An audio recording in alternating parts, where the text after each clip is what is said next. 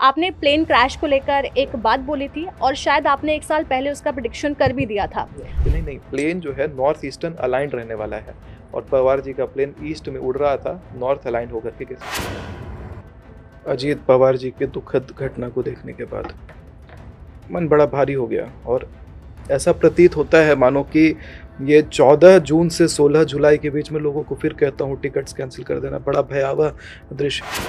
मेरी 48 भविष्यवाणियों का लिस्ट निकाला था पिछले साल, 48 की 48 सही हुई। भारत के अंदर ही एक ऐसा विमान हादसा होगा जिसमें 25 ईयर्स ओनली भारत की डेमोक्रेसी का मॉडल कोलैप्स। तो आपको क्या लग रहा है, वर्ल्ड वॉर 3 होगा क्या? यूरोप के अंदर गृह युद्ध शुरू होता हुआ दिखाई पड़ता है। कंट्रीज आपस में लड़ रही हैं, बहुत सारा वायलेंस, ढेर सारा आग दिखाई पड़ता है। वर्ल्ड वॉर 3 का ट्रिगर बटन दबने का ही ब्लड दिखाई पड़ रहा है, हर जगह रक्तपात दिखाई पड़ता है और इसका सीधा कनेक्शन है अभी होलिका की रात को लगने वाला चंद्र ग्रहण, जब चंद्रमा लाल रंग का दिखाई पड़ेगा और ये बहुत बड़ा विध्वंसक योग बनाता है इस पृथ्वी के लिए। 2.5 लाख क्रॉस कर सकता है सोना, चांदी 7 के आसपास का आंकड़ा पकड़ने का योग है। ये जो मूवी आने वाली है, गलवान वाली मूवी है, बैकलॉग गलवान, ये मूवी भी कोई खास परफॉर्म नहीं करने वाली है, डाउन जाता हुआ मूवी है ये। एक मैं बताता हूँ आपको, ये मूवी कर्जा। युवा ज्योतिषी जो अपनी स्टाइल के लिए जाने जाते हैं, इन्होंने ऐसी भविष्यवाणियां की हैं जो डेट के साथ 1 साल पहले ही अखबार में छपवा देते हैं कि इस तारीख को घटना होगी और उसी डेट को वो घटना भी हो जाती है। तो ऐसे एस्ट्रोलॉजर्स जो हैं वो नहीं होते हैं। तो इस समय जो हमारे साथ पॉडकास्ट में मौजूद हैं वो हैं the dictator astrologer Shri Sumit Acharya ji, जो सुमित आचार्य गुरुकुल के संस्थापक भी हैं। सर, आपका बहुत बहुत स्वागत है स्टेट मिरर हिंदी पर। नमस्कार, बहुत बहुत धन्यवाद अपने शो में आमंत्रित करने के लिए। इसके साथ हम एक शुभारंभ कर लेते हैं पहले, जो हमारा सिग्नेचर मूव है, हर हर महादेव। आप ट्राई करेंगे? हाँ बिल्कुल, मैं ट्राई करना चाहूंगी। But be careful, be careful, don't hold it like that. Sir, जैसे आपने इससे शुरुआत की है बेसिकली, तो इसका मतलब क्या है? मतलब good luck. Okay, it's a good luck. It's a good luck break. तो आप हमेशा ये करते हैं, आपका मानना क्या है? मतलब कुछ एक्साइटिंग होना चाहिए और कुछ नया होना चाहिए और गुड लक ले करके आना चाहिए किसी भी पॉडकास्ट में, या कुछ करने जा रहे हो बढ़िया, तो ये गुड लक होना अच्छा होता है। देखिए सर, आप इन दिनों इतना ज्यादा सोशल मीडिया पर वायरल हैं, मतलब इतना ज्यादा बज़ बना हुआ है आपको लेकर सोशल मीडिया पर। आपकी एक प्रेडिक्शन जो है वो काफी वायरल हुई थी हाल ही में। आपने प्लेन क्रैश को लेकर एक बात बोली थी और शायद आपने 1 साल पहले उसका प्रेडिक्शन कर भी दिया था। और उसी डेट को यानी 28 जनवरी को प्लेन क्रैश हुआ था, जिसमें महाराष्ट्र के डिप्टी सीएम अजीत पवार की डेथ भी हो गई थी। बहुत दुखद घटना घटी थी। बिल्कुल। तो सर, आपको कैसे वो आभास हुआ कि 1 साल बाद ये घटना घटेगी और 28 जनवरी को प्लेन क्रैश होगा? उसके लिए आपने सबको आगाह भी कर दिया था। केवल यही नहीं किया था, मैंने ये भी बोला था कि जिस दिन 2026 की शुरुआत होगी, 28 जनवरी से पहले 3 और चीजें मैंने बोली थी। पहला मैंने बोला था कि अमेरिका के अंदर युद्ध शुरू होगा और 3 जनवरी 2026 को अमेरिका ने वेनेजुएला के ऊपर हमला किया।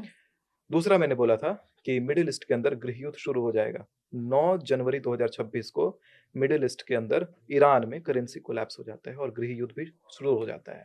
13 जनवरी 2026 के लिए मैंने बोला था कि सुप्रीम कोर्ट धार्मिक मुद्दे पर फैसला लाएगा और वो फैसला के ऊपर बड़ा बवाल होगा। और ये सारी चीजें 10 जुलाई 2025 को भी न्यूज़पेपर में भी मैंने बकायदा प्रिंट करवाया था कि इस डेट से इस डेट को ये घटना घटेगी और वही सब घटना उसी क्रम में घट जाती है जैसे जैसे मैंने घटवाया था, बताया था।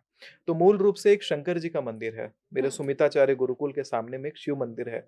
वो शिव मंदिर के शंकर जी स्वतः अपने आप भूमिगत हो गए और जो भूमिगत हुए वहां से बड़ी शक्ति उनके पास से निकलने लगी है। वहां पर आप बैठिए रात में तुरिया काल के समय, यानी 11:30 बजे रात को बैठिए और बैठने के बाद वहां ध्यान लगाएंगे तो आपको आभास होगा कि इस महीने में, यानी हिंदू मास में, ये चैत्र में क्या होगा, फागुन में क्या होगा, इस प्रकार से आपको कुछ घटनाक्रमों का आभास लगेगा।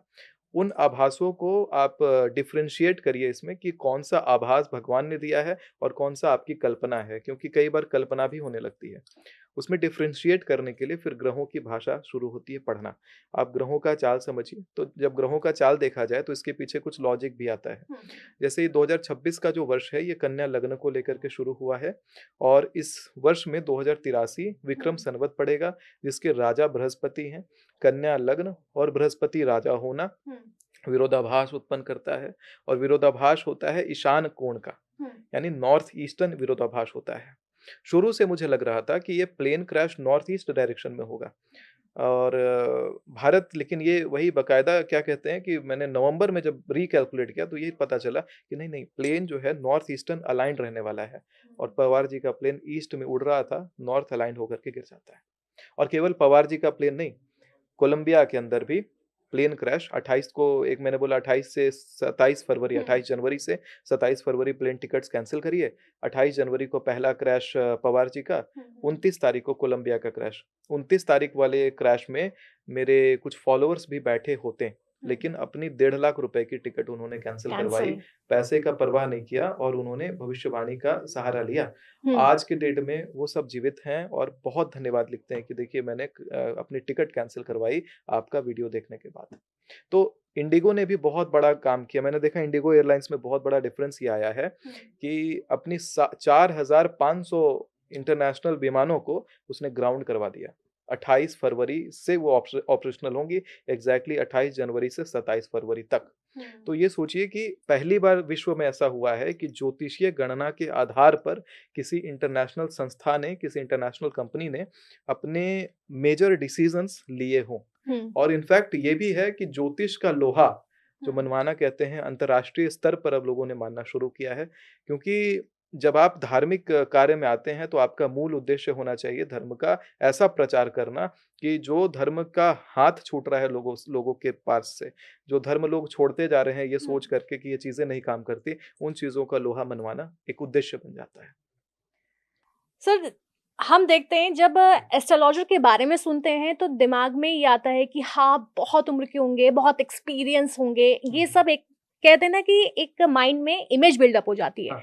लेकिन जब आपको देखा एक युवा एस्ट्रोलॉजर और लेकिन एक्सपीरियंस, जैसा कि आपने बातें बोली हैं और वो बातें सच भी हुई हैं, खुद आपने उसके प्रूफ को दिखाया है बकायदा सोशल मीडिया पर। सच नहीं हुई, मेरी 48 भविष्यवाणियों का लिस्ट निकाला था पिछले साल, 48 की 48 सही हुई। बहुत बड़ी डिजिट में, मतलब सारी भविष्यवाणियां जो है तो तुक्का लग सकता है। हाँ। 48 तुक्का नहीं लगता। हाँ, सवाल मेरा ये था कि इतने युवा एस्ट्रोलॉजर, आपको कैसे इसमें इंटरेस्ट आया? आपको शुरू से ही आपने सोच रखा था कि मुझे एस्ट्रोलॉजर बनना है, या फिर बीच में कोई ऐसा इंसिडेंट हुआ जिसके बाद आपको लगा कि हाँ भाई, अब मुझे एस्ट्रोलॉजर बनना है, अब मुझे भविष्य का प्रेडिक्शन करना है? कहाँ से शुरुआत हुई? ये शुरुआत होता है पिछले जन्म से। जब मैं शाक्त उपासक था माँ भगवती का, उस समय भी मुझे ज्योतिष का ज्ञान था। और एक देवी भगवती के कीलक में आता है, ज्ञात्वा प्रारब्धे कुर्वीर्त न कुर्वाणो विनश्यति। यानी जब आप साधक बन जाते हैं तो आपको प्रारब्ध का ज्ञान प्राप्त हो जाता है और जो भी कार्य आप करते हैं उसका कभी कोई विनाश नहीं कर सकता। तो वो एक एंटीना स्पेशल रखता हूँ जो मैं हर किसी को कहता हूँ कि अपने मस्तक पे जरूर धारण करिए, और वो एंटीना है इधर मेरा शिखा। और मैं बहुत लंबी शिखा रखता हूँ अपने। स्टाइलिश भले मैं कपड़े पहनूं, लेकिन मैं धर्म को बहुत हद तक कैरी करता हूँ, जितना कैरी किया जाना चाहिए उतना। उसके ऊपर कैरी हो तो भले ढोंग लग सकता है, क्योंकि कई लोगों को मैंने देखा है कि ऑन कैमरा खूब सारा परिधान डाल लेंगे, इतना कपड़ा डालेंगे कि कपड़े का वजन उनके शरीर से दुगना हो जाए। लेकिन इसको मैंने खोल के शिखा दिखा रहा हूँ लाइव कैमरा में। ये देखिए इतनी लंबी मेरी ये शिखा में रखता हूँ, चोटी की स्क्रीन से ऊपर चली जा रही है। और इसको मैं अपने कान पर भी चाहूँ तो इस कान पे बांध के दिखाता हूँ, चाहूँ तो मैं अपने कान पर भी इसको बकायदा इस प्रकार से बांध सकता हूँ। तो ये जो चीज़ है ना, ये प्रारब्ध से कनेक्ट करती है। ये पूर्व जन्म का बाल होता है, सहस्त्रसार चक्र होता है, जो आप साधना करेंगे या ध्यान लगाएंगे तो आपको पूर्व जन्म के संस्कारों से ये जोड़ देता है। जब आपकी इच्छा रहेगी कि मुझे जुड़ना है तब। तो कोई भी साधक है, किसी भी प्रकार का मेडिटेशन करना चाहता है, मेक श्योर कि माथे पे शिखा हो और शिखा की जो चोटी हो वो बंधी हो। उसके बंधते ही सहस्त्रसार की ऊर्जा खुल जाती है। और जनेऊ जरूर धारण करना है। एक मैं धारण करता हूँ, ये देखिए यज्ञोपवीत धारण करता हूँ जनेऊ। और जिस भगवान को माने उस भगवान का कोई यंत्र, या फिर उसका माला आपको धारण करना चाहिए। ये भी मैं चाहूँ तो बाहर निकाल करके आडंबर कर सकता हूँ, लेकिन नहीं, इसको देखिए अंदर छुपा के अपना रखा है मैंने। और तिलक लगाना चाहिए मस्तक पे, यहाँ लगाया, यहाँ लगाया, यहाँ लगाया, यहाँ लगाया और पीठ पे लगाया और त्रिपुंड भी लगाया। त्रिपुंड नहीं दिख रहा होगा, लेकिन ये गंगा जल से त्रिपुंड लगाया हुआ माथे पे। तो इस प्रकार से मैं धर्म को कैरी करता हूँ। उसके बाद जो कैरी करता हूँ, वो कहते हैं मोल करो तलवार का, पड़ा रहन दो म्यान। तो वो चीज़ है। और एक शक्ति कवच लेके चलता हूँ। शक्ति यंत्र है ये।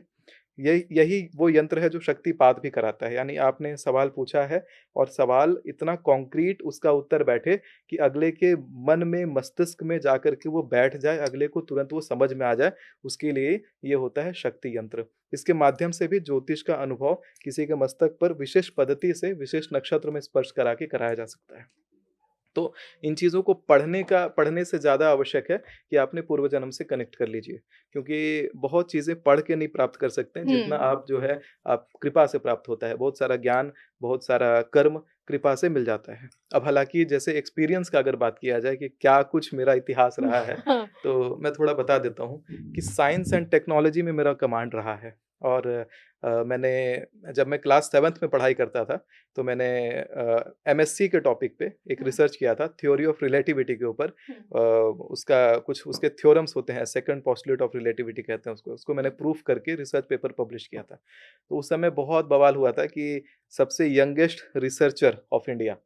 उसके बाद मैंने 10वीं तक आते-आते मैंने 28 आविष्कार अपने कंप्लीट कर लिए थे। तो आता था कि 18 की उम्र में 28 आविष्कार करके बड़ा ट्रेंड चलता था। और अपने रूम के अंदर पूरा न्यूक्लियर रिएक्टर का सेटअप बनाया था मैंने, बहुत सारे इंजन्स का सेटअप बनाया था, खूब एक्सपेरिमेंट करता था और धर्म को भी पैरेलली लेके चलता था। मेरा मानना है कि जो धर्म है, उसके अंदर जिस स्तर का साइंस है, वो अभी का साइंस उसका तुलना भी नहीं कर सकता। और मैंने बुक्स भी लिखा है। मेरा अपना एक बड़ा अच्छा साइंस फिक्शन नोवेल भी पब्लिश्ड है, द ब्लू ट्रिनिटी है।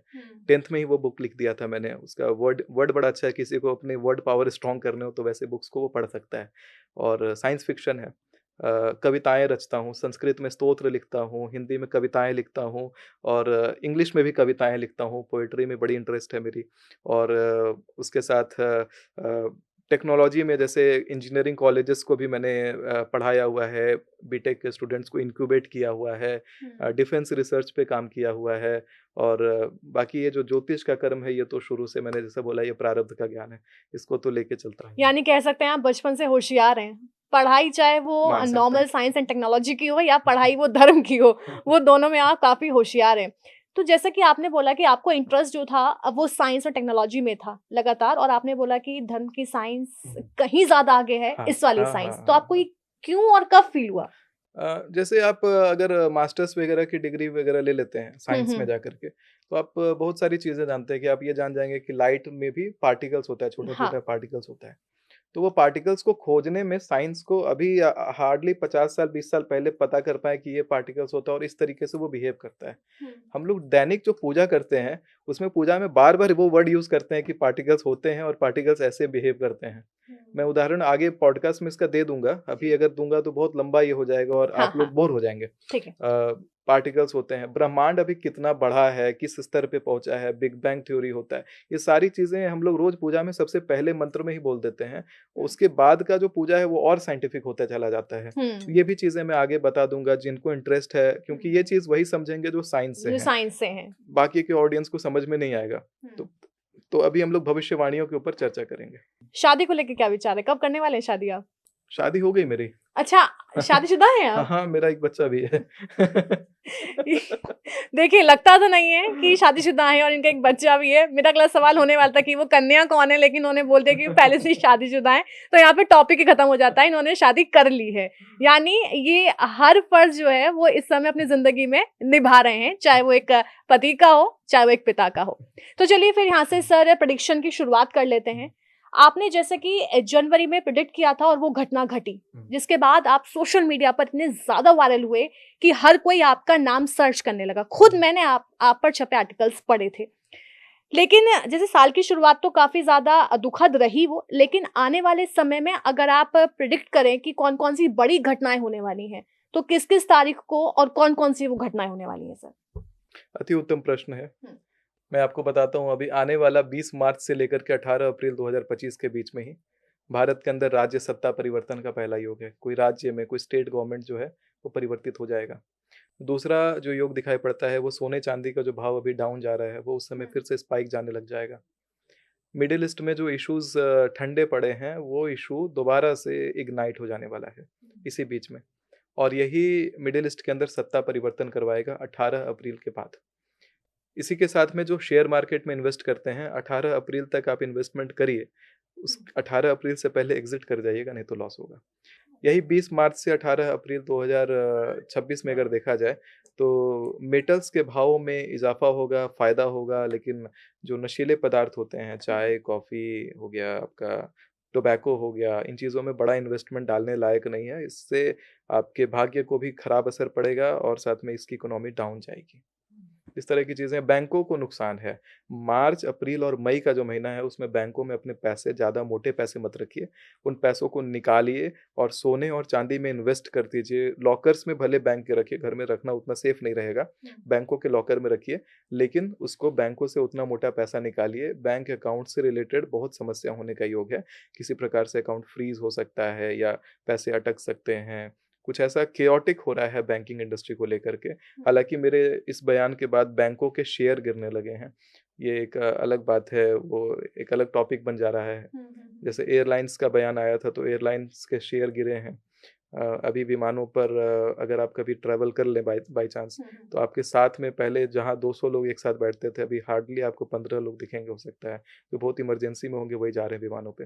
तो एयर इंडस्ट्री में बहुत बड़ा इम्पैक्ट पड़ा है। तो खौफ का असर है ये, डर खौफ है नहीं लोगों में। है, देखिए अगर हर दूसरे दिन घटना घट रही है तो अपने लिए बचाव है। बचाव। जब कोविड में हमें पता था सरकार ने जब ये बात कही कि कोरोना वायरस फैला हुआ है, आप बाहर मत निकलिए, तो उस समय वो खौफ था कि नहीं था? खौफ तो उस समय भी था। हर खौफ। किसी को तो कोविड नहीं हो रहा था, लेकिन लोग फिर भी अपने आप को बचा रहे थे। तो 1 महीने के लिए मैंने प्लेन से बचने कह दिया तो क्या गलत कह दिया? अब लोग कहते हैं आप डर फैला रहे हैं। उस समय तो केवल एक इंडस्ट्री नहीं, सारी इंडस्ट्रीज़ का शेयर गिर गया था कोविड के समय में। तो एक बहुत बड़ा सिस्टम था। यहाँ तो लोगों का जान बच रहा है, जैसे मैंने बोला शुरू में भी कि कोलंबिया वाला प्लेन में मेरे वीडियो देखने के बाद लोगों ने नहीं लिया प्लेन।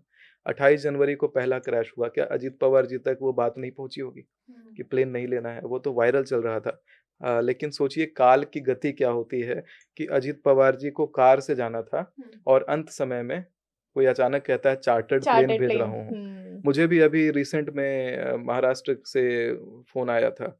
वो कह रहे थे कि चार्टर्ड भेज रहा हूँ, दिल्ली में आप हैं, आप महाराष्ट्र पहुँचिए। ऐसे कुछ मंत्री आदि, कुछ बड़े पद के नेता आदि थे, मिलना चाह रहे थे। तो मैंने बोला नहीं, चार्टर्ड में बैठूँगा ही नहीं मैं भी। अभी 27-28 फरवरी के बाद बैठूँगा। तो इस प्रकार से मैंने भी स्थगित करी चीज़ें, मैंने भी फ्लाइट नहीं लिया। रात को 1:30 बजे मैंने इंस्टाग्राम से लाइव किया था, जब मैं आ रहा था दिल्ली के लिए। तो मैंने बाकायदा राजधानी के अंदर में कूप जो होता है, वो बुक करा था, रूम जो होता है, और उसी में मैंने आकर के लाइव किया क्योंकि जब प्लेन्स में लोगों को मना कर रहा हूँ लेने से, तो मैं खुद भी खुद कैसे कर प्लेन्स में ट्रैवल नहीं कर रहा हूँ। तो आप अवॉइड कर रहे हैं अवॉइड मैं भी कर रहा हूँ और मैं भी जान रहा हूँ कि ये चीज़ें जो हैं हर दूसरे दिन घटित हो रही हैं, वायु तत्व ही डैमेज है। तो इसलिए घटना अभी भी घट सकती है। 27 फरवरी तक प्लेन्स अभी भी नहीं लेने हैं। ये नहीं सोचना है कि 1-2 दुर्घटना घट गई है, तो अब नहीं घटेगा। वो दुर्घटना बार-बार घटने का योग है मतलब वो सरकार की। लापरवाही कहकर हम इग्नोर नहीं कर सकते हैं। हाँ, ये हाँ। मतलब लगातार ये घटना घट सकती हैं और ये श्री सुमित आचार्य जी कह रहे हैं इस समय, जिन्होंने पहले ही प्रेडिक्शन कर दी थी 28 जनवरी की। अभी 3-4 दिन पहले ही देखिए ना, मोदी जी का प्लेन हुँ, अचानक से इमरजेंसी लैंडिंग इमरजेंसी कराना लैंडिंग पड़ा हुआ था। हाईवे पे। हुँ, अभी और देखिए कि आने वाला जो समय है हालाँकि ऑफ़िशियल सोर्सेज़ जो हैं उसको टेस्ट बताते हैं, लेकिन टेस्ट नहीं है वो। प्रधानमंत्री हैं, प्रधानमंत्री के प्लेन में गड़बड़ी आना एक बहुत बड़ी बात। बहुत बड़ी बात होती है। जनता में वो बात जाती है तो खराब लगता है। हुँ, तो उसको जैसे भी रिप्रेज़ेंट किया जाए, लेकिन मैं इतना बता रहा हूँ कि इमरजेंसी लैंडिंग प्रधानमंत्री को बैठा के क्या टेस्टिंग होता है? टेस्टिंग मतलब बिना बैठाए टेस्टिंग करिए, इमरजेंसी लैंडिंग का क्या टेस्टिंग है? बैठा के वो भी, कोई और को बैठाइए। जैसे कि मैं आपसे बड़ी घटनाओं को लेकर बात कर रही थी कि आने वाले समय में कौन-कौन सी बड़ी घटनाएँ होने वाली है, उसमें आपने गोल्ड सिल्वर का ज़िक्र किया है, जो कि लगातार जो है जिसको लेकर लोग जानना चाहते हैं कि कब घटेगा, कब बढ़ेगा, और कुछ लोगों ने ये भी कहा कि साल के अंत तक जो है वो चाँदी 6 लाख पार कर जाएगी और सोना 4 लाख पार कर जाएगा। चाँदी को लेकर काफ़ी बज़ बना था अभी। तो क्या लगता है आने वाले टाइम में कितना क्रॉस करेगी सोना-चाँदी? क्या क्रैश होगा या फिर दाम जो हैं वो एकदम बढ़ जाएँगे, बिल्कुल पार हो जाएँगे, हिसाब से बहुत लो हो गई है बीच में चाँदी? देखिए, the show must go on. चांदी और सोना का हुँ। जो भाव है वो बढ़ता ही जाएगा। हाँ। अभी मार्च अप्रैल का जो महीना जो मैंने बोला 18 मार्च से हुँ। 20 मार्च से 18 अप्रैल के बीच में चांदी सोना का भाव बढ़ेगा हुँ, हुँ, हुँ। और ये बढ़ेगा। अभी साल में फायदा ही है, 2.5 लाख क्रॉस कर सकता है चांदी। हुँ, सोना 2.5 लाख क्रॉस कर सकता है सोना। हुँ। चांदी 7 के आसपास का आंकड़ा पकड़ने का योग है। आपको पता चला बहुत 7 बड़ा लाख! 7 लाख। आपको पता चला कितना बड़ा गेम हुआ है लोगों के साथ में। लोग पागल बने हैं बहुत ज़बरदस्त वाला। असल में क्या है कि 4 लाख क्रॉस होते इतना इन्वेस्ट कर दिया कि वो एकदम डाउन हो गया और लोग बहुत ज़्यादा लॉस में नहीं, आ नहीं, गए। गेम समझिए क्या हो गया इसमें, जियोपॉलिटिकल गेम है ये। ओके। ये बड़ा डी डेप्थ है, किसी ने इस पर अभी तक इनसाइट नहीं दिया है, मैं दे देता हूँ। हुँ, हुँ। अपार्ट फ्रॉम एस्ट्रोलॉजी ये दे रहा हूँ इसको मैं ओके। कि ये जो 4,10,000 चांदी का रेट पहुँचाया गया इंटरनेशनल मार्केट में हुँ, और सोना भी बहुत तेज़ी से स्पाइक किया था और हुँ, अचानक से रेट का गिरना, हुँ। लोगों ने तो इन्वेस्ट करना शुरू कर दिया, लोग बहुत चांदी खरीदें और अचानक से जो चांदी का रेट गिरा है 60,000 पर डे, 40,000 पर डे में, एक-एक दिन में गिर जाना रेट इतना, लोगों को पैनिक किया और हुँ। लोगों ने बहुत तेज़ी से उसको बेचना शुरू किया। लोगों ने अपने घर का पुराना रखा हुआ खजाना वाला चांदी भी निकाला, बेच दिया, सोना निकाला, बेच बेच दिया दिया। कि इतना मौका नहीं मिलने वाला है, बाद में फिर देख लेंगे, अभी मौका है, कमा लो। तो वो जो कमाने के चक्कर में लोगों ने बेचा है, तो ये भगवान की करेंसी होती है, चांदी और सोना। तो बहुत बड़ा अपशगुन भी है बेचना इसको और ऊपर से आपने बेचा है तो सरकार को आपने बेचा, बेचने के बाद आपके हाथ में जो आया है, वो आया है मैं धारक को इतने रुपए अदा करने का वादा देता हूँ। हुँ। और ये केवल केवल भारत में नहीं, पूरी दुनिया में लोगों ने अपना रियल गोल्ड और सिल्वर बेच करके यही प्रॉमिस खरीद लिया है, हुँ, हुँ, हुँ। नोट्स।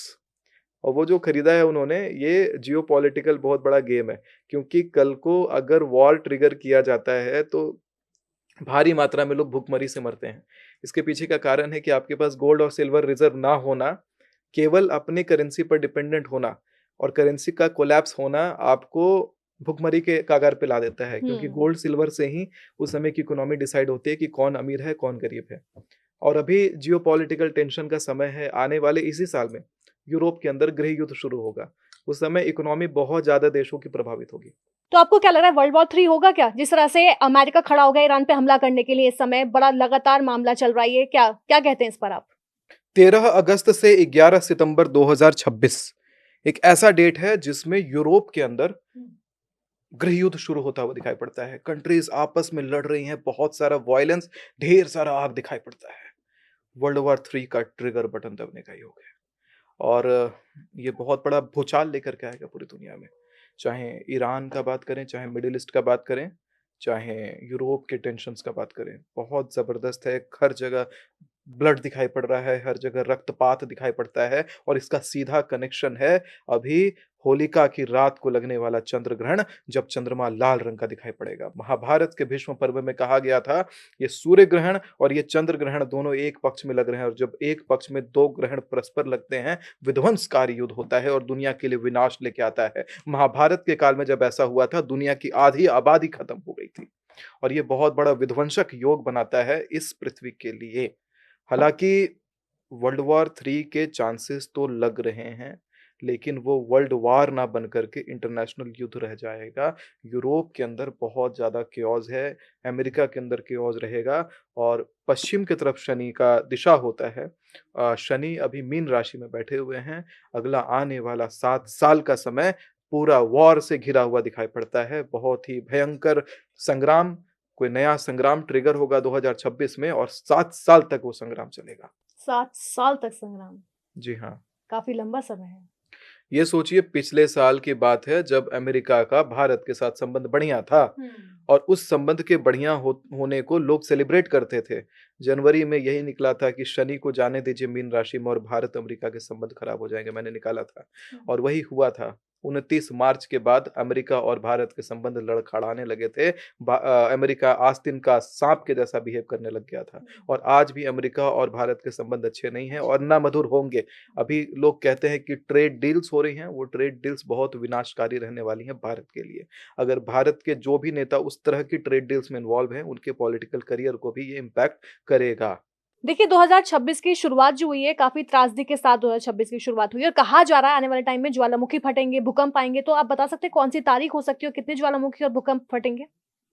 चाइना, रशिया और मंगोलिया वाला जो क्षेत्र है, हुँ। मैं एक डेट बता रहा हूँ, बाकायदा वहाँ पे बहुत ज़बरदस्त भूकंप आने वाला है। हुँ, ये जो डेट मैंने लिखवा रखा है न्यूज़ में, वो हुँ। है आपका 18 अप्रैल से 16 मई 2026। इन डेट्स के बीच में आप देखेंगे चाइना, रशिया, मंगोलिया वाले क्षेत्र में बहुत त्रासदी कारक भूकंप आएगा। काफ़ी सारा जनहानि होगा, काफ़ी ज़्यादा प्रॉपर्टी डैमेज वहाँ पे होता हुआ दिखाई पड़ता है। और यही वो अवधि है जिस समय भारत के अंदर भी जेल से संबंधित कोई बहुत बड़ा तांडव होता हुआ दिखाई पड़ता है। जेल में किसी प्रकार का ह्यूमन राइट्स का उल्लंघन दिखाई पड़ता है, किसी प्रकार से जेल से संबंधित कोई कुकृत्य किया जाने वाला है ऐसा दिखाई पड़ता है, या कोई बहुत बड़ा पॉलिटिशियन जेल में जाता हुआ दिखाई पड़ता है, कोई बहुत बड़ी हस्ती जेल में जाती हुई दिखाई पड़ती है, जिसको लेकर के बहुत बड़ा बवाल भारत में होता हुआ दिखाई पड़ता है। तो ये मतलब आप बता सकते हैं जैसे कि आपने बोला कि बहुत बड़ी हस्ती जो है वो जेल में जा सकती है और काफ़ी चीज़ें आपने बताई। अगर भारत को लेके हम बात करें, जैसे आपने ज्वालामुखी भूकंप को लेके बताया, तो भारत के लिए कुछ प्रेडिक्शन इसको लेकर क्या भारत को इसके लिए तैयार रहना चाहिए? भारत में इसका कोई खास प्रभाव नहीं पड़ने वाला है। हुँ। ज्वालामुखी नहीं, मैंने भूकंप बोला, भूकंप का योग है, ज्वालामुखी जैसा योग नहीं बनता है 2026 में। हाँ। हालाँकि 2026 महाविस्फोटक योग लेकर के आता है और ये विस्फोटक योग का एक और असर दिखाई पड़ेगा, वही 16 जून से 14 जुलाई 2026 के बीच में। वो असर इस प्रकार से होगा कि भारत के अंदर ही एक ऐसा विमान हादसा होगा जिसमें पॉलिटिशियन बैठे होंगे। एक और विमान हादसा। जी हाँ, 16 जून से 14 जुलाई 2026 अपनी-अपनी फ्लाइट टिकट कैंसल करना और अपने फैमिली ग्रुप को इन्फॉर्म करना कि don't travel in flight in that duration because there will be a plane crash, very high chance astrologically. तो मतलब एक और बड़ी घटना जो है भारत में हो सकती है, उसमें पॉलिटिशियंस हाँ, पॉलिटिशियन बैठे होंगे उस चपेट प्लेन में में। आएँगे उसके। और एक बात और है कि ये विमान दुर्घटना केवल एक दुर्घटना के लिए नहीं बता रहा हूँ। हुँ, जैसे अभी हर अगले दिन कोई ना कोई प्लेन का हादसा सुन रहे हुँ। हैं। 14 जून से 16 जुलाई 2026 में भी इसी प्रकार से कोई ना कोई विमान हादसा हर दिन, हर अगले दिन देखने के लिए मिलेगा। ये तो हमारी बात हो गई घटनाओं को लेकर, ये हमारी बात हो गई गोल्ड सिल्वर को लेके। लेकिन ज़रा अब बात कर लेते हैं थोड़ा इलेक्शंस को लेके और अपने पॉलिटिशियंस को लेकर। जी। पीएम मोदी काफ़ी चर्चा में रहते हैं, हमारे हुँ, देश के प्रधानमंत्री हैं, हुँ। बहुत लोकप्रिय प्रधानमंत्री हैं, हर जगह उनकी चर्चा रहती है। तो आप पीएम मोदी के लिए क्या प्रेडिक्ट करेंगे? उज्ज्वल भविष्य अभी भी है उनका और आने वाले समय में अच्छा परफ़ॉर्म करेंगे हुँ, और जिस प्रकार से लोग आशंका जताते हैं कि पीछे हटेंगे या लोग आशंका जताते हैं कि स्वास्थ्य को बहुत ज़्यादा हानि होने वाला है, हुँ। इस प्रकार का योग नहीं दिखाई पड़ रहा है। और अगर राहुल गांधी का नाम लो, राहुल गांधी को लेके क्या करेंगे? जिस हिसाब से डाउनफॉल रहा है उनका, इतना लोकप्रिय रहते हैं, जी, युवाओं के बीच जी हम हाँ, देखते हैं, जी हाँ, सवाल विधानसभा में वो करते हैं, जी। लोकसभा में सवाल किए जाते हैं, लेकिन वो लोकप्रियता उनको कहाँ डैमेज कर रही है? वो क्यों नहीं उठ पा रहे हैं राहुल गांधी? उसके पीछे की वजह क्या हो सकती है? देखिए, राजयोग अभी उनके कुंडली में नहीं बना है हुँ। और उस वही एक बड़ा कारण है कि प्रधानमंत्री का पद पकड़ते हुए नहीं दिखाई पड़ते हैं आगामी भविष्य में भी। मतलब कोई चांस नहीं है क्योंकि काफ़ी युवा जो हैं, वो बोलते हैं कि आने वाले समय में राहुल गांधी प्रधानमंत्री बनेंगे। तो अभी कोई योग नहीं राहुल गांधी का, कोई नहीं, चांस नहीं है। भारत के लिए एक बहुत बड़ी बात बता दूँ हुँ, कि आने वाले 5 सत्र चुनावों के बाद हुँ। मतलब 25 इयर्स ओनली भारत की डेमोक्रेसी का मॉडल कोलैप्स करेगा और भारत में डिक्टेटरशिप कायम हो जाएगा। राजतंत्र वापस आएगा। 25 साल बाद मतलब 5 हाँ, इलेक्शंस के बाद। 5 इलेक्शंस में डेमोक्रेसी कोलैप्स होगा, भारत में वापस डिक्टेटरशिप आएगा। ये भी काफ़ी शॉकिंग चीज़ है जिस हिसाब से कि मतलब डिक्टेटरशिप दोबारा से एक बार फिर इंडिया में लेकिन 5 इलेक्शंस को क्रॉस करने के बाद लेकिन वो समय क्या होगा इसकी अभी ये जानकारी नहीं दे पा रहे हैं सर क्योंकि नहीं, लेकिन only 5 election, 6th election will be a dictator election और वैसे कुछ हद तक सही भी है। हुँ, हमेशा से जब-जब बुद्धिजीवी लोग रहे हैं, सतयुग में, त्रेता हुँ, में, द्वापर में, कलयुग में भी इनफैक्ट हुँ, राजा विक्रमादित्य आदि के समय में भी राजतंत्र रहा है। राजा ने जब-जब शासन किया है, तो राजा अपनी ज़मीनों को बचाने के लिए राजा अपने खाल तक उधड़वा लेते थे, आँखों में सलाखें चुभवा लेते थे, आँखें निकलवा लेते थे, लेकिन अपनी ज़मीन को नहीं छोड़ते थे। रानियाँ आग में कूद जाती थीं, 2-2 सौ रानियाँ जौहर कर लेती थी, लेकिन अपनी ज़मीन को नहीं छोड़ती थी। मातृभूमि का जो कांसेप्ट है, वो वहीं से होके आता है राजतंत्र से। आज भी जब आपको पता है कि आपके घर का ज़मीन कहीं जा रहा है, कहीं नीलाम हो रहा है, एक हाथ ज़मीन भी आपका निकलता है तो आप चैन से सो नहीं सकते। आप उसके लिए मर-मिट जाते हैं। आप उसके लिए कितना रक्त बह जाता है भारत में एक हाथ ज़मीन के लिए, एक टुकड़ा ज़मीन के लिए। और यहाँ पर जब डेमोक्रेसी का मॉडल आता है, तो पाकिस्तान टूट के सबसे पहले अलग हो गया, किसी को कोई गम नहीं हुआ। बांग्लादेश अलग हो गया, किसी को कोई गम नहीं हुआ, कुर्सी पकड़ी लोगों ने। लोगों को कुर्सी से प्यार हो गया, देश से प्यार नहीं रहा। और ये एक ऐसा मॉडल है जो देश से प्यार करने नहीं देता है, क्योंकि चुनाव में खड़े होने के लिए बहुत खर्चा लगता है, बहुत फंड की आवश्यकता होती है, आम आदमी इस बारे में सोच नहीं सकता। और जो इतना खर्चा करेगा, इतना फंड का प्रयोग करेगा, तो पहले उसकी नीति होगी कि अपना पॉकेट पहले भरो, रिकवर करो जो बिज़नेस में इन्वेस्ट किया था। इसमें देश को नोच लिया जाता है। और यहाँ पर जो तगपे जिनको फ़ायदा होगा इस चुनाव से या उस पार्टी को बैठने से अपनी गद्दी पर, वो तगपे ऐसी-ऐसी चीज़ें डिमांड भी रख देते हैं कि मुझे चाहिए भारत से खालिस्तान, मुझे चाहिए भारत से उत्तर भारत से कोई अलग देश, दक्षिण से अलग देश। तो कहाँ राज करेंगे? केवल दिल्ली में? सब ज़मीन तो यूँ ही चला जाएगा आपको अ, कुर्सी पकड़ने में। कुर्सी के लिए आप ज़मीन बेच देंगे, आप देश बेच देंगे। और ये भारत में नहीं, चाहे अमेरिका हो, चाहे कोई भी देश हो, जहाँ पे भी डेमोक्रेसी है, वहाँ पर किसी भी प्रकार से राज से प्यार नहीं है, देश से प्रेम नहीं है लोगों का, वहाँ प्रेम है केवल कुर्सी कुर्सी। से। और देश प्रेम होगा असली राजा को, जिसको पता है कि ये कुर्सी नहीं जाएगी, यहाँ तो मैं बैठा हूँ, ये मेरा साम्राज्य है और इसको बढ़ाओ। तभी पहले के समय में उत्तर से दक्षिण तक पूरा भारत था, पूरब से पश्चिम तक पूरा भारत था। अखंड भारत हुआ करता था। हमारी कोई ज़मीनें जाती नहीं थी, ज़मीनें जुड़ती थी जुड़ती हमसे। थी। राजा आपस में जुड़ करके काम करना उस समय पसंद करते थे। तो उस तरीके का शासन फिर से पब्लिक एक्सेप्ट करना शुरू करेगी और उसी तरह का शासन पब्लिक डिमांड करेगी। आप वोट करती हैं? बिल्कुल। मैं नहीं करता। मेरा निजी चॉइस है कि मैं वोट नहीं करता, क्योंकि मैं राष्ट्र प्रेम में बिलीव करता हूँ। और वो जो प्रेम है, वो इस तरह के मॉडल को मैं डिबेटेबल मानता हूँ, इसीलिए वोट नहीं करता। हालाँकि जनता को नहीं कहता, जनता को कहता हूँ आपको जैसा सपोर्ट करना है, आप करिए, जैसे आपको जीवन जीना है आप जिए। लेकिन मेरा अपना फ्रीडम है कि मैं करूँ या ना करूँ, तो मैं नहीं लेकिन करता। उसके लिए नोटा का ऑप्शन होता है ना कि ना, आप ना, ना, मैं इन्वॉल्वमेंट ही नहीं देना चाहता। मुझे ये मॉडल लगता है कि आने वाले समय में भारत के और टुकड़े कर देगा। हो सकता है मेरी सिविक्स की सेंस कमज़ोर हो या मैंने उस सब्जेक्ट का अध्ययन ना करा हो। कोई पढ़ाए तो भले मैं एग्री कर जाऊँ, लेकिन अभी तो मुझे राजतंत्र से बढ़िया कोई मॉडल दिखाई नहीं पड़ता। आने वाले समय में हमारे देश के 5 राज्यों में चुनाव होने वाले हैं। हुँ, हुँ, तमिलनाडु है, असम है, वेस्ट बंगाल है, केरल है। हुँ, लेकिन जो मेन प्रायोरिटी पे मैं बात करना चाहती हूँ, वो असम और वेस्ट बंगाल को लेके करना चाहती हूँ। हुँ, असम के सीएम इस समय हैं हेमंत बिस्वा शर्मा। जी, काफ़ी चर्चा का विषय रहते हैं, हमेशा उनके जो मुस्लिम्स को लेके तल्ख़ बयान आते हैं, जी। उसको लेके वो चर्चा में रहते हैं। तो क्या लगता है कि उनका भविष्य क्या है असम में? वो कितना इनका इस बार पलड़ा भारी रहेगा?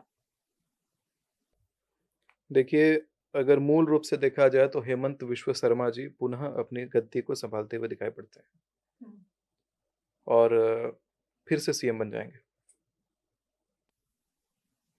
और अगर टीएमसी जो वेस्ट बंगाल की सीएम हैं, ममता बनर्जी, उनके लिए क्या कहेंगे? ममता बनर्जी भी अपनी कुर्सी पे अडिग रह जाएँगी। ग्राउंड पे दिखेगा कोई और पार्टी जीत रही है, बीजेपी जीत रही है, लेकिन ममता बनर्जी फिर से अपनी कुर्सी पकड़ लेंगी, हारते हुए भी जीत जाएँगी। तो इस ऐसे बार योग है उनकी सीएम की कुंडली में। कुर्सी भी उन्हीं के हाथ में इस बार भी। हाँ, हाँ, हाँ। तो इस बार एक बार फिर ममता बनर्जी जो हैं, वो सीएम बनेंगी। प्रिडिक्ट किया गया है, खुद सुमित आचार्य ने प्रिडिक्ट किया है। लेकिन वो तो आने वाला समय ही बताएगा क्योंकि जनता है, कहाँ बटन दबा दे, कहाँ कुछ हो जाए वो तो उसके हाथ में ही है। लेकिन प्रिडिक्शन जो है वो पहले से ही आ चुका है कि सीएम हेमंत बिस्वा शर्मा और सीएम ममता बनर्जी अपने-अपने राज्यों में इस बार रहने वाले हैं। अगर देखिए यहाँ पे तो ये प्रिडिक्शन हो गई है सीएम को लेकर। हुँ, अगर मैं बिहार की बात करूँ, आप बिहार से हैं, हुँ, औरंगाबाद से आप आते हैं। जी। तेज प्रताप और तेजस्वी यादव। तेज प्रताप यादव।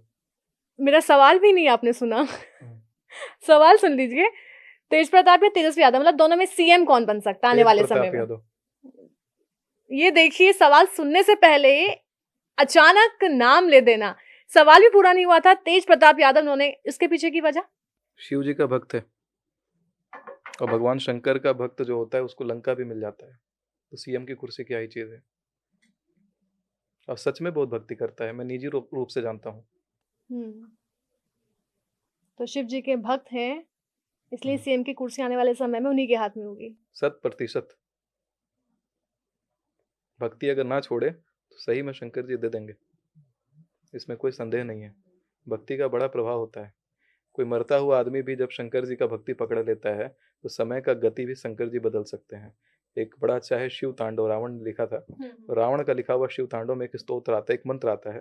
वो आता है धिमित धिमित धिमित ध्वनन मृदंग तुंग बंग ल ध्वनि क्रम प्रवर्तितः प्रचंड तांडव शिव दृश्य दिव्य चित्र तल पयोर भुजंग मौक्तिकस्त्रजोर गरिष्ठ रत्न लोष्टयो सुहस्त पक्ष पक्षयो। तो यहाँ पर क्या होता है कि भगवान शंकर जब नृत्य करते हैं तो ध्वनि क्रम प्रवर्तिता, ध्वनि का भी जो क्रम है, किस क्रम से ध्वनि जा रहा है, आगे जा रहा है, वो भी परिवर्तित हो जाता है ध्वनि। यानी कि समय आगे जा रहा है, समय भी पलट सकता है। और प्रवर्तितः प्रचंड तांडव शिव। और भगवान शंकर जब आशीर्वाद देते हैं तो जो द्विपक्ष के भी जो लोग होते हैं, आपके विपक्ष के भी लोग होते हैं, वो भी आपके पक्ष में आ जाते हैं। सहज द्विपक्ष पक्षयो, तो द्विपक्ष भी पक्ष में आते हैं। यही कारण है कि तेज प्रताप यादव शिव भक्ति में जिस प्रकार विलीन हैं, इसी के प्रताप से, इसी के आशीर्वाद से गद्दी पकड़ लेगा। ब्राह्मणों की बड़ी सेवा करता है, देखा मैंने। और कोई संत आए तो बाकी लोग सोचते हैं कि क्यों आया है संत या क्या है, लेकिन उनके अंदर एक भाव है सेवा करने का। तो संत सेवा कहते हैं, राम जी भी कह के गए थे, विप्र प्रसादात धरणी धरोहम, विप्र प्रसादात कमलावरोहम, विप्र प्रसादात अजिताजितोहम, विप्र प्रसादात मम राम नामम। तो इस प्रकार से विप्र के ही प्रसाद से सब कुछ प्राप्त हो जाता है। इनफैक्ट भगवान नारायण को भी ब्राह्मणों के ही आशीर्वाद से चीजें प्राप्त हुई हैं। तो अगर ब्राह्मण भी आशीर्वाद दे देते हैं उस प्रकार से तो भी सीएम की गद्दी तय हो जाती है। तो तेज प्रताप यादव आने वाले समय में बिहार के सीएम बन सकते हैं। जी। तो ये बड़ी बात है। मेरा सवाल सुनने से पहले उनका जवाब सामने से आ गया, मतलब उन्हें पता चल गया कि मैं सवाल क्या करने वाली हूँ, उससे पहले कट देने नाम ले लिया। मुझे निजी रूप से बड़ा प्रेम करते हैं, आप देखेंगे अगर कि पर्सनल लाइफ में भी किसी को नहीं फॉलो करते, वो परिवार आदि में नहीं फॉलो करते हैं। लेकिन निजी रूप से कहते हैं ना शिव भक्त, मैंने देखा कि अरे सीएम का योग आ रहा है आप में, तो बड़ा निजी रूप से फिर जुड़ गए हम लोग। वो मुझे केवल फॉलो करते हैं। मतलब आपके निजी टर्म्स भी उनसे काफी अच्छे हैं। मान सकते हैं निजी टर्म्स अच्छे हैं क्या हैं, लेकिन एक भाव रहता है कि शिव भक्त और शिव भक्त बड़ा अच्छा जुड़ जाते हैं, भविष्य भी दिख जाता है। देखिए, यहाँ पे तो बिहार की बात हो गई, असम की बात हो गई, वेस्ट बंगाल की बात हो गई है, लेकिन जो सबसे ज़्यादा चर्चा में रहता है वो है उत्तर प्रदेश, यूपी। हमेशा चर्चा में रहते हैं और चर्चा में रहते हैं यूपी के सीएम योगी आदित्यनाथ।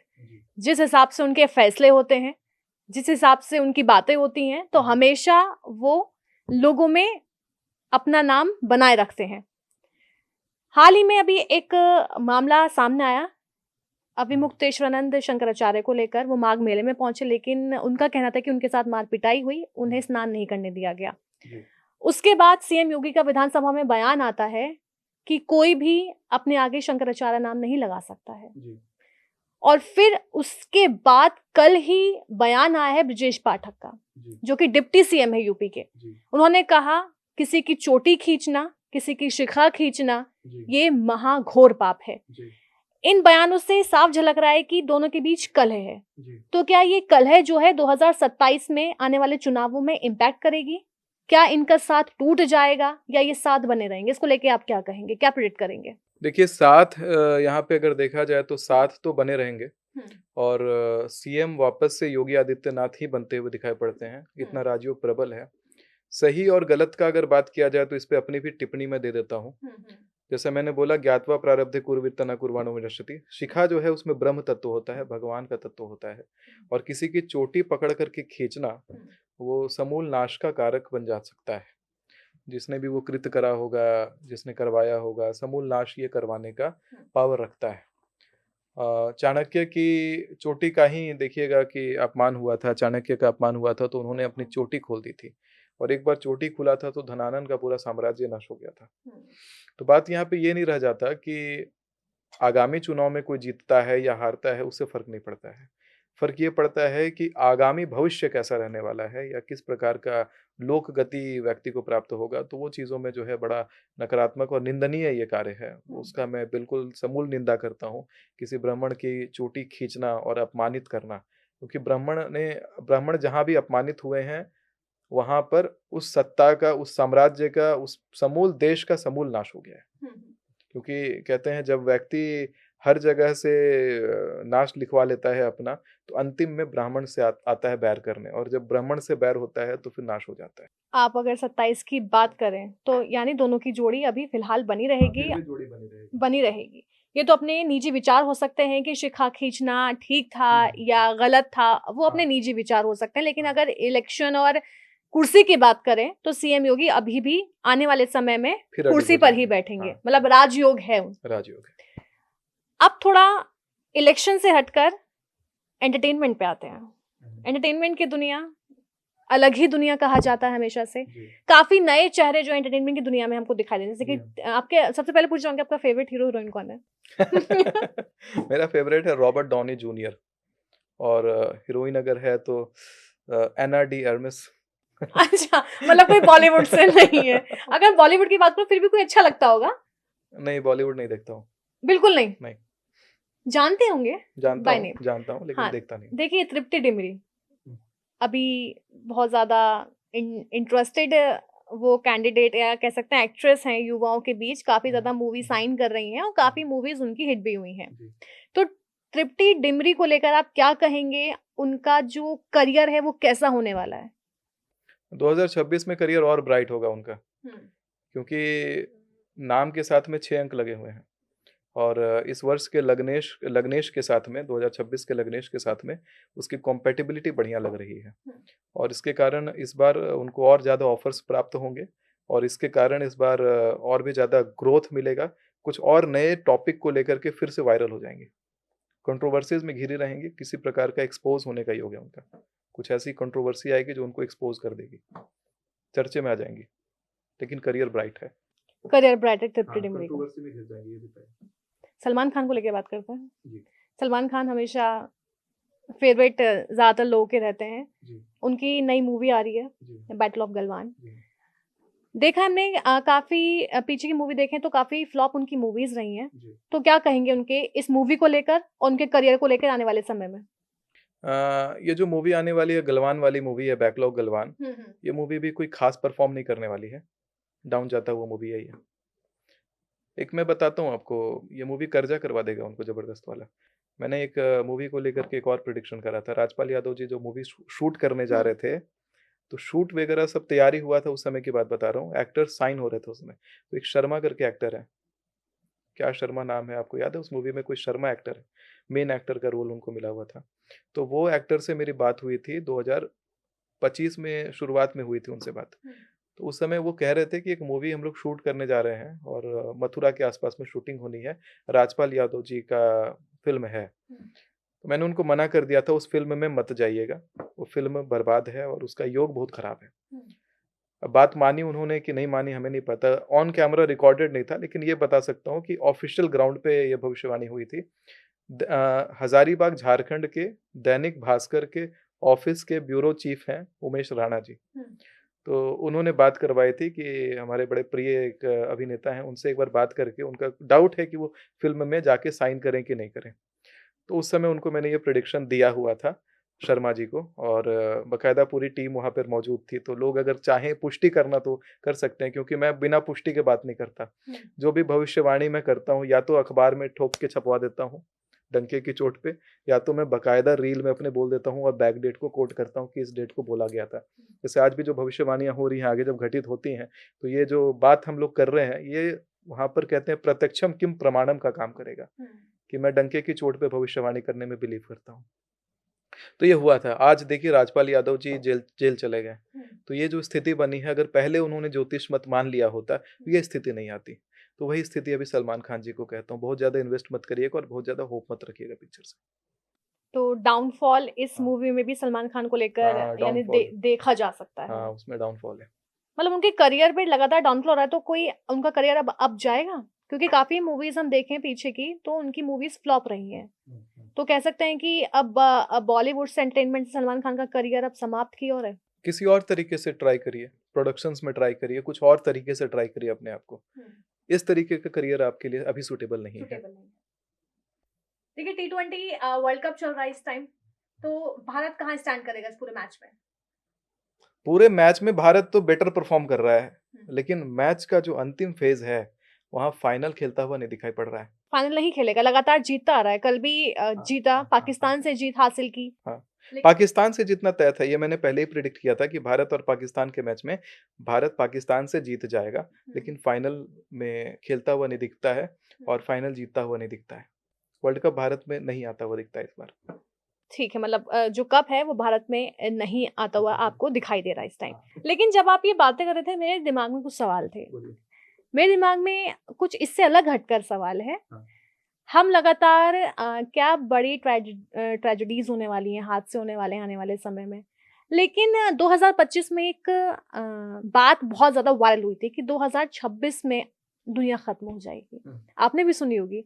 सुनी थी। इसके पीछे की सच्चाई क्या है? ये खाली वायरल कंटेंट था या कहीं न कहीं इसके पीछे कुछ ना कुछ थोड़ी सच्चाई है? कुछ नहीं है, फालतू बात है। दुनिया कहाँ से खत्म होगी 2026 में? दुनिया अभी अभी युगों-युगों तक चलने वाली है। कलयुग में भी अभी प्रथम चरण शुरू हुआ है। 4,32,000 साल का कलयुग होता है। अभी कलयुग 4,27,000 साल चलेगा। अभी कुछ किताबें दरअसल आ गई बीच-बीच में आकर के, ऐसे ये आ गया एक तो बाबा वेंगा की भविष्यवाणियाँ आ गई। फिर हाँ। आपका एक आ गया अभी कौन-सा भविष्य मलिका करके किताब आ गई। ऐसी जो किताबें आई हैं, ये मार्केटिंग कंटेंट है। उसमें लिख दिया 2032 से सतयुग शुरू हो जाएगा, ऐसा कुछ नहीं है। सतयुग शुरू होने में अभी बहुत समय है, 4,27,000 साल अभी है। युग संध्या लगता है, उसके बाद तब जाके सतयुग शुरू होता है। अभी बहुत लंबा समय है, ना आप बचोगे, ना आपकी कई पीढ़ियाँ बचेंगी, वो बिल्कुल अलग दुनिया होने वाली है। तो इस तरह की बातों को भ्रांति जैसा ही मानिए, भ्रांति है, फैली है 2012 में जैसे दुनिया खत्म होने वाली थी, खत्म होने वाली थी। 2026 में खत्म करवा देंगे लोग, ऐसा कुछ नहीं है। आप जानते होंगे पीठाधीश्वर धीरेन्द्र कृष्ण शास्त्री जी। जी। वो धर्म से ज़्यादा पॉलिटिक्स में ज़्यादा दिखाई देते हैं। जी। तो शंकराचार्य हों या पीठाधीश्वर हों, जी। उनका पॉलिटिक्स में आना आप कैसे देखते हैं, कैसे मानते हैं इन सब चीज़ों को? देखिए, मूल रूप से अगर देखा जाए तो पहले भी धर्माचारी लोग नेता के पद को सँभालते रहे हैं और राज को भी सँभालते रहे हैं।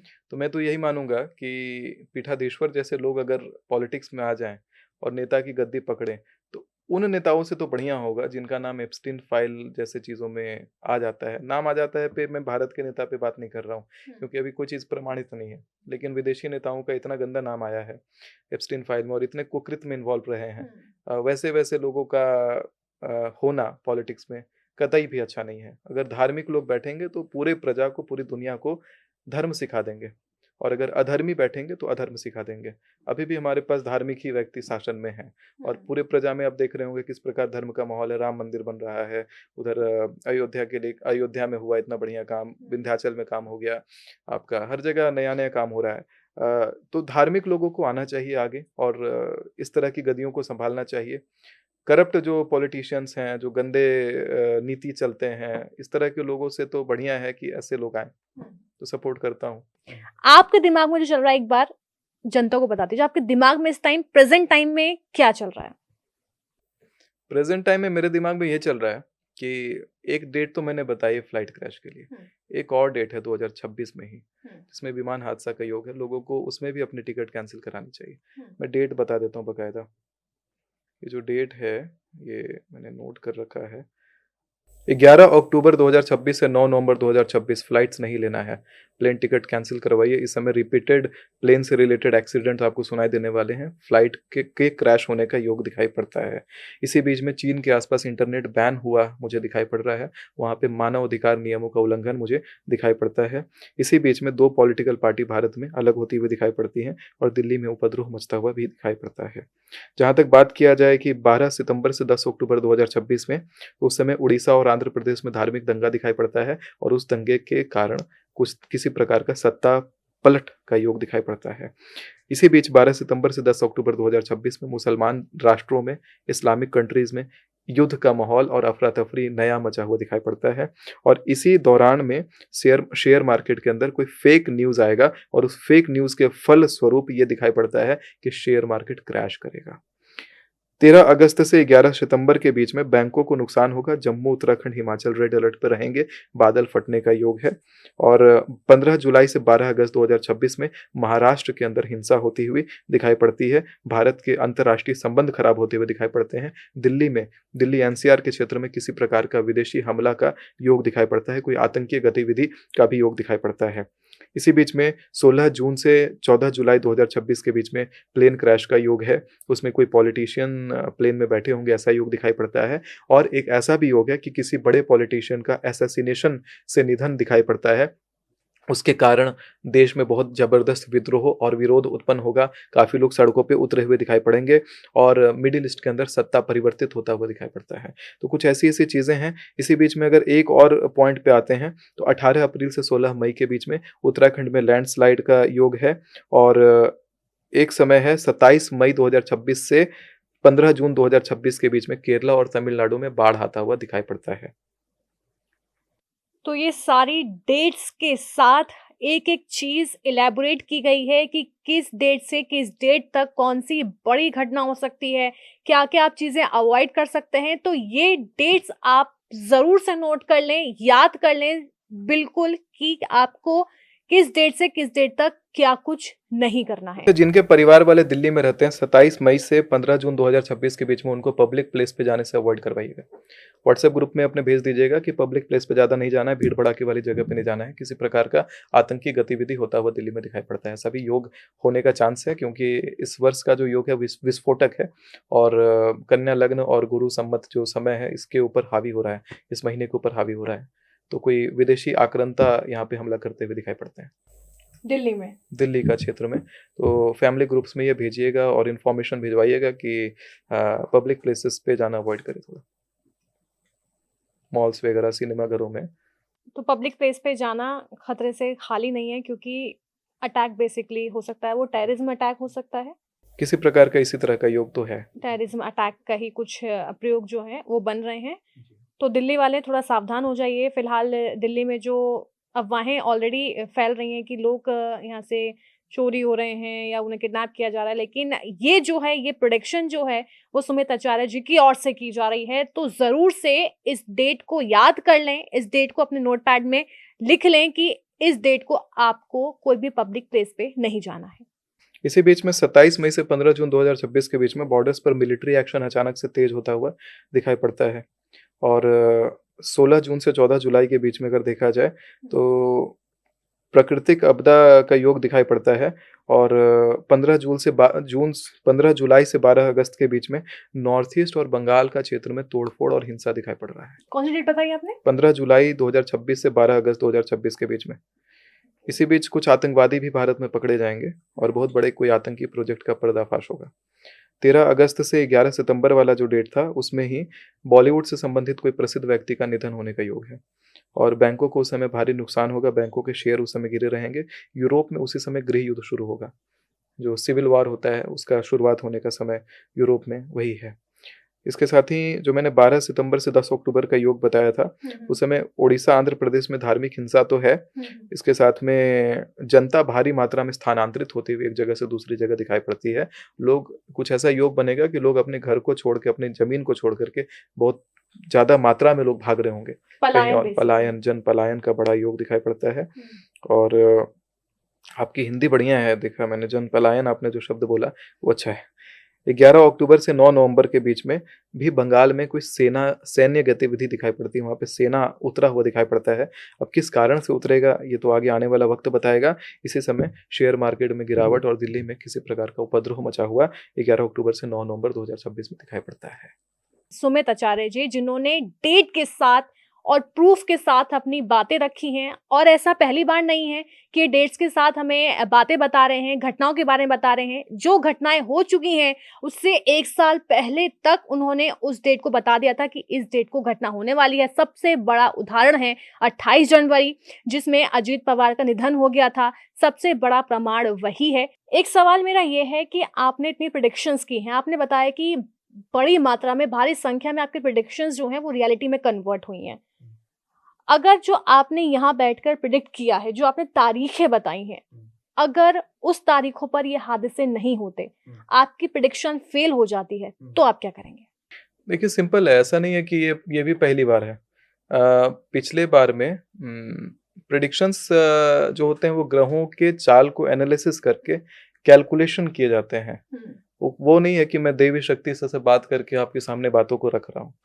प्रेडिक्शंस जो है वो कैलकुलेशंस हैं। कैलकुलेशंस कर्मों के आधार पर आगे पीछे हो सकते हैं, लेकिन पुरानी रिपोर्ट तो यही कहती है कि अभी तक 48 भविष्यवाणी अगर पिछली बार निकाली थी, सारी 48 के 48 सही हुई हैं। तो मेरा कैलकुलेशन करने का तरीका जो अभी लग रहा है कि हाँ, उस फ्लो में कैलकुलेशन जो अभी फिर से किया है, ऐसा लगता है कि अगर पिछले बार के जैसा फिर से सही होता है सब कुछ, जैसा मैं न्यूज़पेपर में छपवा के करता हूँ चीज़ों को, उससे पहले भी इसी तरीके से करता था, वो अंदाज अगर सही है और आगे भी लागू रहता है इस साल के लिए, तो घटनाएं कुछ इस प्रकार से घट जाएंगी।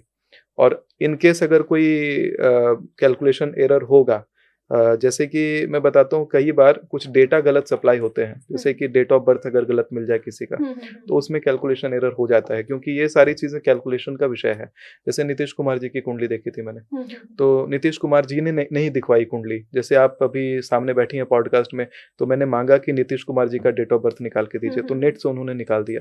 बाद में नेट पे चेक किया तो वैसे 5 अलग अलग डेट ऑफ बर्थ नेट पे उपलब्ध हैं, अलग अलग ईयर उपलब्ध हैं। लोग प्रोजेक्टेड ईयर की बात करते हैं, लेकिन असली वाला कोई भी नेता, कोई मंत्री अपना बताता नहीं है, क्योंकि उसकी वीकनेस और उसके लाइफ डिसीजन, उसका पर्सनल लाइफ तक पता लग जाता है कुंडली से। तो मेरा खुद का डेट ऑफ बर्थ रियल वाला आप निकाल नहीं सकते इंटरनेट से, उसमें हमेशा कुछ ना कुछ गलत निकलेगा। गूगल, जेमिनाई वगैरह अपने से कोई ना कोई निकाल करके दे देगा, वो गलत रहता है। तो डेट अगर गलत है, टाइम तो स्वाभाविक है गलत है, तो जिसका भी डेट आया होगा उसका सीएम बनने का योग था नहीं। जब कुंडली देखी गई तो वही निकला कि सीएम तो नहीं बनेगा ये व्यक्ति कुंडली से, लेकिन फिर जब वास्तविक रिजल्ट आता है चुनाव का, तो सीएम वापस से नीतीश कुमार बन जाते हैं। तो वो चीज़ है, कैलकुलेशन है तो कैलकुलेशन गलत हो सकता है। यही मैंने बोला कि बुद्धि विवेक का भी लोग इसमें प्रयोग करेंगे, क्योंकि केवल मेरे कैलकुलेशन के आधार पे, हाँ, ये कह सकते हैं कि सटीकता मेरी कैलकुलेशंस की एवरेज से ज़्यादा है। लेकिन ये भी नहीं कहूँगा कि पूर्णतः ये कोई ब्रह्मा जी की वाणी है कि एकदम जाकर के होके लग जाएगा पूरा प्रॉपर। लेकिन जिस प्रकार से सही होता रहा है, अगर मैं आपको आगाह ना करूँ तो मैं समझूंगा कि बड़ा पाप हो गया। मैंने कहा कि लोगों को फ्लाइट टिकट कैंसिल करो, लोगों ने अच्छा हुआ कि किया कैंसिल, आज बहुत सारे लोगों की जान बची है। बिल्कुल, यहाँ पर कैलकुलेशन जो है, वो कैलकुलेशन का सारा खेल जो है, सुमित आचार्य जी ने हमें बताया कि कैलकुलेशन पर पूरा डिपेंड करता है। डेट, टाइम, इनको कैलकुलेट किया जाता है, उसके बाद प्रिडिक्ट किया जाता है। मैं कोई भ्रम फैलाने में बिलीव ही नहीं करता हूँ। मैं मानता हूँ कि धर्म है तो धर्म को बहुत सुचारू रूप से मानिए, भ्रम में मत पड़िए। बहुत लोग हैं भ्रम का धंधा करते हैं, भ्रम फैलाते हैं लोगों में और भ्रम का धंधा करते हैं, तो वो भी गलत है। लोग मेरे बारे में भी ये सोचने लगे हैं कि आप भ्रमित कर रहे हैं। यही तो कहता हूँ, रील्स केवल 1 मिनट का रील्स मत देखिए, पूरा पॉडकास्ट देखिए। ये भी, इससे भी रील्स कट के जाएंगे, ऑनलाइन नेट पे जाएगा। तो मैं वही अनुरोध करूंगा कि पूरा वीडियो देखिएगा, तब आपको पता चलेगा कि ये भ्रम है, ये डर है, या रेमेडीज बताई गई हैं, या क्या सारी चीजें हैं। तो हमारे साथ थे the dictator astrologer Shri Sumit Acharya ji, जिन्होंने आने वाली हादसों के बारे में तारीख के साथ हमें बताया है। सर, आपका बहुत बहुत शुक्रिया स्टेट मिरर पर आने के लिए। बहुत बहुत धन्यवाद और आभार। स्टेट मिरर को बहुत सारी शुभकामनाएं।